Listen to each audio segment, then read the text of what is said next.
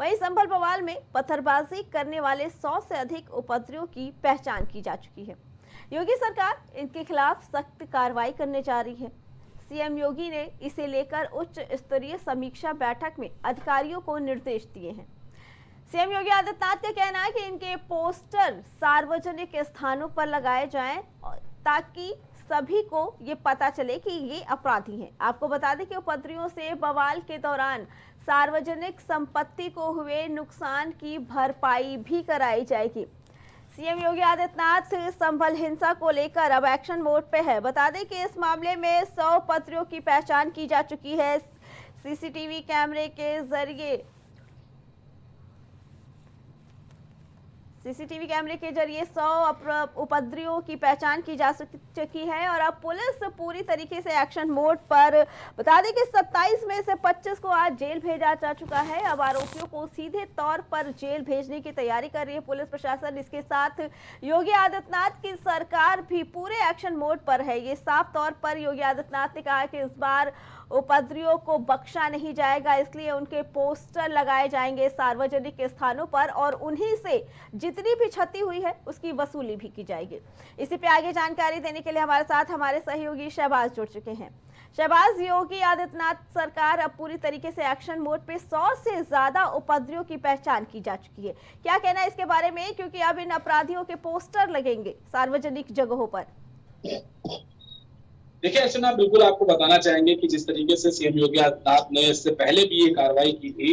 आपको याद होगा नागरिकता संशोधन कानून साल 2020 में जब लखनऊ को दंगों की आग में झोंका जा चुका था, जगह जगह प्रदर्शन चल रहे थे, तमाम पब्लिक जो है वो सड़क पर आ गई थी लखनऊ यूनिवर्सिटी के बाहर और खासकर जो पुराना लखनऊ इलाका का जो एरिया था वहां पर जो प्रदर्शन था उसने बहुत तूल पकड़ लिया था। वहां पर कई गाड़ियां फूंक दी गई थी और खदरा पुलिस चौकी के आसपास भी आगजनी की गई थी, चौकी तक फूंक गई थी। वहां जो गाड़ियां खड़ी थी बाहर उनमें आग लगा दी गई थी। यानी पूरी तरीके से उपद्रवी जो थे वो कहीं ना कहीं प्रशासन पर हावी होते दिखे थे और ईंट पत्थर भी चलाए गए थे, जिसमें कई गाड़ियां जो खड़ी थी वहां आसपास लखनऊ यूनिवर्सिटी का जो मार्ग है वहां जो खड़ी थी गाड़ियां उनपे काफी नुकसान हुआ था। जो राहगीर थे उन्होंने अपनी गाड़ियां वहां पर पार्क कर रखी थी और बड़ी संख्या में वहां गाड़ियां भी खड़ी होती हैं। तो उसी तर्ज पर सीएम योगी आदित्यनाथ एक बार फिर से कार्रवाई करते हुए नजर आ रहे हैं, क्योंकि साल 2020 के बाद अब लगभग 4 साल बीत जाने के बाद इस तरह की कार्रवाई सीएम योगी आदित्यनाथ द्वारा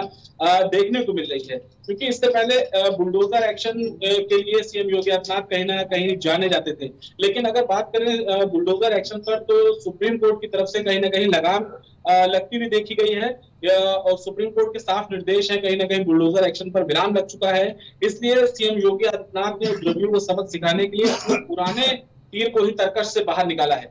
और ये जो जिस तरीके से सीएम योगी आदित्यनाथ अब उपद्रवियों की पहचान उजागर करेंगे और उनको चौराहे पर उनकी होर्डिंग लगाई जाएगी और उन लोगों की पहचान उजागर करने के बाद जो नुकसान हुआ है, क्योंकि संभल में काफी बड़े स्तर पर नुकसान देखने को मिला है। कई गाड़ियों में आग लगाई गई थी और हिंसा जो है वो बड़े स्तर पर की गई थी। तो ऐसे में प्रशासन ने अपनी पूरी तैयारी कर रखी है और जो नाम है उनकी हेडलिस्ट पूरी बाकायदा तैयार की जा चुकी है। सीओ अनुज चौधरी जो है उस पर पूरी बारीकी से नजर बनाए हुए हैं। वो चोटिल भी हुए थे उस दौरान जब जिस दिन हंगामा हुआ था उनके पैर में चोट लगी थी। जी अर्चना। जी शहबाज, और पुलिस प्रशासन की तरफ से नए नए फुटेज अब जारी किए जा रहे हैं जिसमें साफ तौर पर देखा जा सकता है कि भीड़ के बीच में कुछ उपद्रवी हैं जो चेहरे पे नकाब लगाकर इस पूरे मामले को भड़का रहे हैं। क्या कहना है इसके बारे में?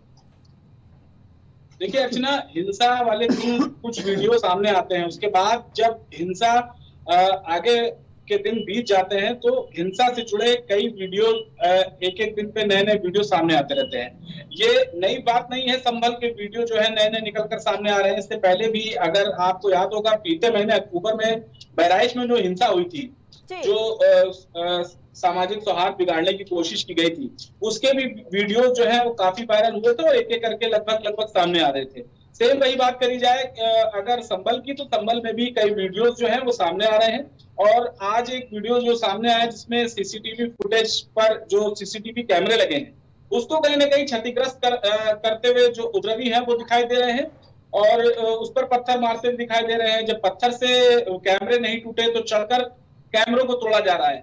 और लगभग ये बताया जा रहा है कि 9 साढ़े 9 बजे का जो वीडियो है, क्योंकि बात करें तो 9 साढ़े 9 बजे पूरे विवाद अपने चरम पर था। वहां पर जी। जो भीड़ थी वो एकाएक जो निकलकर सामने आई और धार्मिक नारे लगाते हुए जिस तरीके से और पत्थर चलाने वाले वीडियो जो है वो तमाम वायरल होते हुए नजर आ रहे हैं अर्चना जी। जी शहबाज, एक तरफ जहां मुस्लिम समुदाय के लोगों का ये कहना था कि नारे लगाए गए थे सर्वे के दौरान, इसलिए भीड़ आक्रोशित हुई और दंगा हुआ, तो वही पुलिस प्रशासन का ये कहना है कि ये सोची समझी साजिश थी, क्योंकि पहले से एक गली में सैकड़ों की संख्या में लोग इकट्ठा थे, पत्थर लिए थे, और उसके बाद अब जो फुटेज आ रही है वो देखने पे तो ये साफ तौर पर लग रहा है कि हो सकता है कि ये जानबूझ के कराया गया हो। देखिए अर्चना, आपको बताना चाहेंगे कि जिस तरीके से ये पूरी घटना को अंजाम दिया गया, कहीं ना कहीं इसके पीछे एक साजिश की भी बू आती हुई नजर आ रही है। क्योंकि अगर बात करें जिस तरीके से भीड़ एकाएक इकट्ठा हो गई, तो ये कहना आसान नहीं होगा कि इसको जो है प्री प्लान नहीं था, क्योंकि जिस तरीके से संभल में इतने बड़े स्तर पर उपद्रव को प्लान किया गया था, इसके पीछे साजिश तो नजर आ रही है।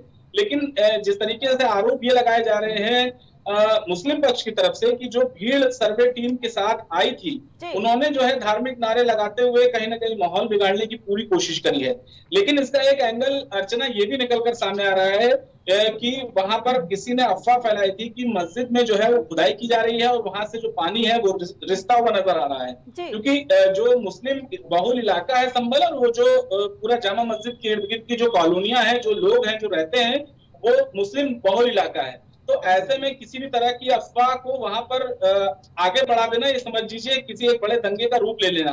तो वही हुआ जो जिसका डर था शासन प्रशासन को और वो लोगों को जो डर था, क्योंकि अचानक से एक अफवाह फैलाई गई कि मस्जिद में खुदाई हो रही है। और ये भी हालांकि अभी जांच का विषय है, मजिस्ट्रियल जांच के आदेश दे दिए गए हैं। इस पूरे मामले में जांच आगे चल रही है।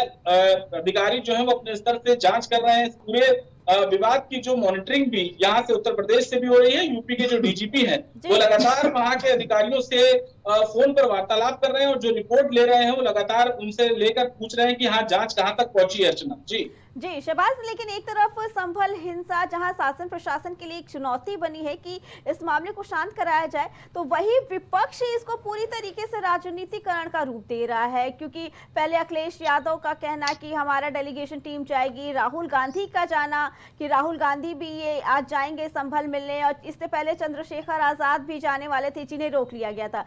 क्या लगता है, क्योंकि इस मुद्दे को अब राजनीतिकरण का रूप दिया जा रहा है, क्या कहना है इसके बारे में? देखिए अर्चना, जिस तरीके से ये ऐसे मुद्दे जब होते हैं तो कहीं ना कहीं विपक्ष जो होता है वो सरकार पर कहीं ना कहीं निशाना साधने से नहीं चूकता है जी। अगर देखा गया है कि जिस राज्य में बीजेपी विपक्ष की भूमिका निभाती है तो वो भी सरकार की चूक पर कहीं ना कहीं सड़कों पर लामबंद दिखाई देती है।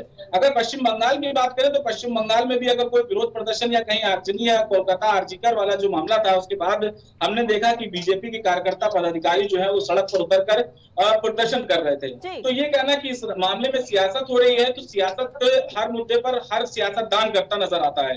अगर बीजेपी जहां विपक्ष में है, बीजेपी वहां पर मुद्दों को उठाती है, और अगर विपक्ष की बात करी जाए राहुल गांधी और अखिलेश यादव की, तो उन्होंने भी इस मुद्दे को तूल पकड़ाते हुए नजर आ रहे हैं और संसद में भी इस मुद्दे को कहीं ना कहीं तूल दिया जा रहा है और विपक्ष इस मुद्दे को उठाता हुआ नजर आ रहा है। और साफ तौर विपक्ष पहले दिन से कहता चला आ रहा है कि इस मामले में कहीं ना कहीं प्रशासन कुछ हद तक नहीं बिल्कुल पूरी हद तक जिम्मेदार है और इसमें सरकार का भी हाथ है। सरकार चाहती थी कि वहां पर दंगा हो और दंगे की स्थिति पैदा कर दी गई, क्योंकि सर्वे का 19 तारीख को आदेश होता है और 2 घंटे के अंदर सर्वे के ऑर्डर दे दिए जाते हैं।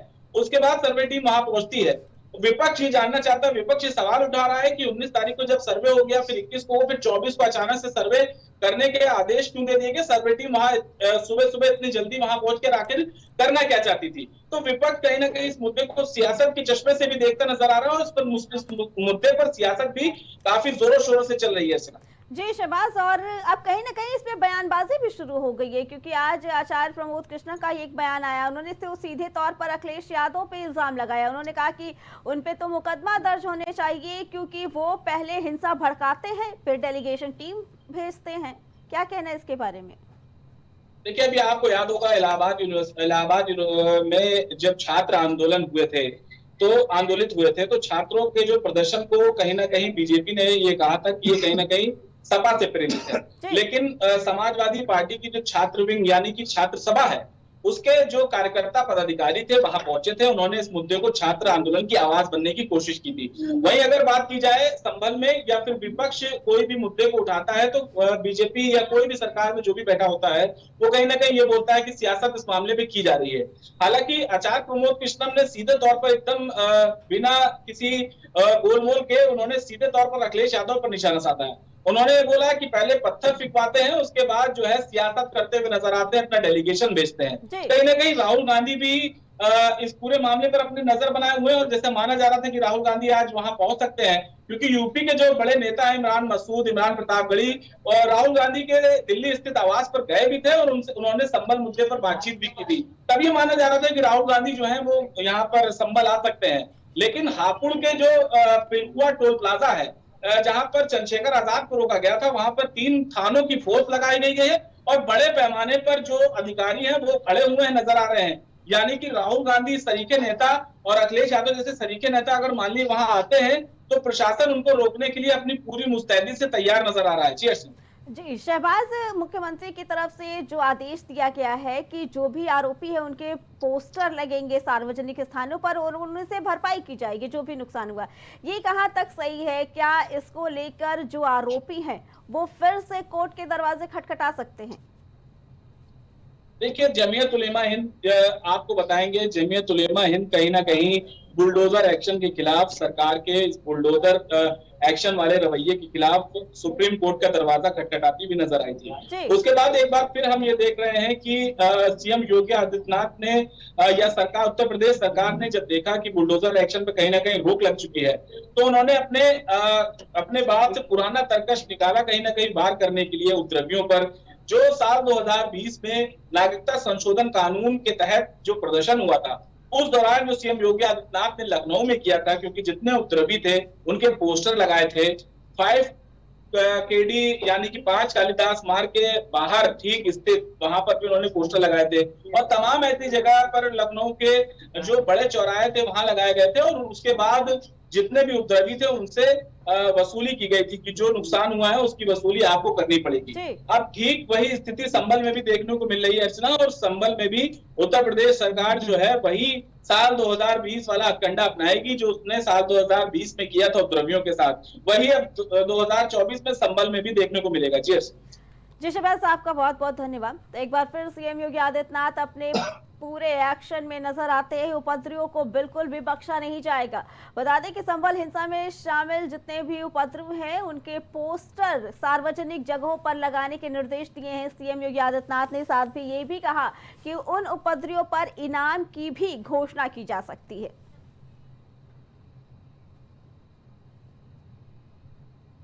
खबर दोपहर में फिलहाल इतना ही। बाकी खबरों के लिए देखते रहे प्राइम टीवी।